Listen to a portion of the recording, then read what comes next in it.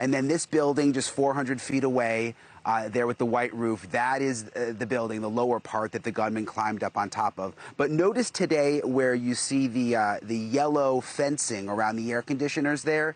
That's new. We are told that the gunman actually used the AC units to climb up onto the building.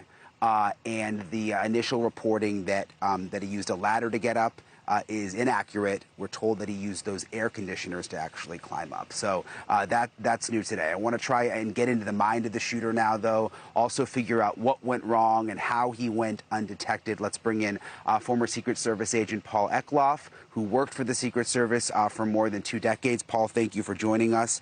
First of all, I just want to ask you, we've learned so little from police about the shooter, about motive. Based on what you know so far, what do you think the motivation could be?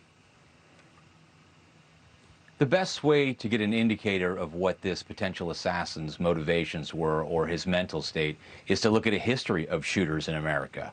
We obviously can't interrogate a subject that was neutralized by the counter snipers. But if you look back at a history of mass shooters in public spaces, school shooters, people who commit mass violence, 25% had a diagnosed mental illness. But that's interesting because that's a very low number. In this case, it appears he was diagnosed with a major depressive disorder, but you tend to look at changes in behavior. As I examine this, and the Secret Service and the FBI both examine shooters in public spaces. The FBI does very detailed reports, and the FBI has the National Threat Assessment Center, where they have studied these past shootings. And what they find is, just as we can forensically look at the site and find where the errors were, what can be fixed, and how we can intervene and fix those, there are multiple opportunities to intervene in these cases with these mass shooters. We'll need to go back and draw a timeline of his behaviors, and certainly his internet searches are part of that. But there are delusional systems sometimes. There can be psychosis. But the problem is the majority of individuals who act on these have not been diagnosed with mental illness. They certainly exhibit it. 42% of historical mass shooters were bullied, which I think we know in this case. As I look at this, him researching assassins is definitely a sign. Absolutely. Researching past assassins is a sign, but as we know, America's fascinated with assassins. Yeah, this has been, Paul, one of the hardest stories to report on because we've been hearing so many different things from different agencies. One story from the feds, one story from state police, one story from local law enforcement, even 12 days out. I mean, what's that about? It seems unusual. Usually the stories would start to come together, but they're almost getting farther apart.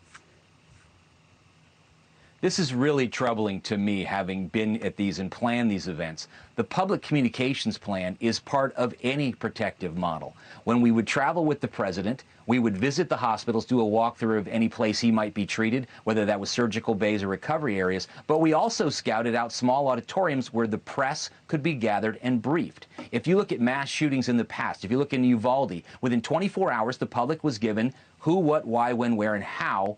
Within 24 hours, they knew the basic motivations of the shooters, they knew the movements, and they knew the story from the police. If you look at the shooting in Parkland, within 24 hours, we knew those same things. In this case, the Secret Service failed to show up for the initial press conference, and since then, to my knowledge, hasn't gathered with local and state law enforcement and offered a press conference. Nature abhors a vacuum. The public is seeking answers, and they deserve them. I would caution them to be patient.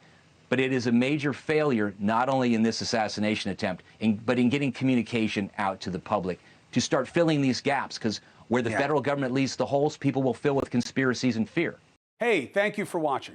Please go to newsnationnow.com, newsnationnow.com, and you can find NewsNation on your television provider. And don't forget to click the red subscribe button down below.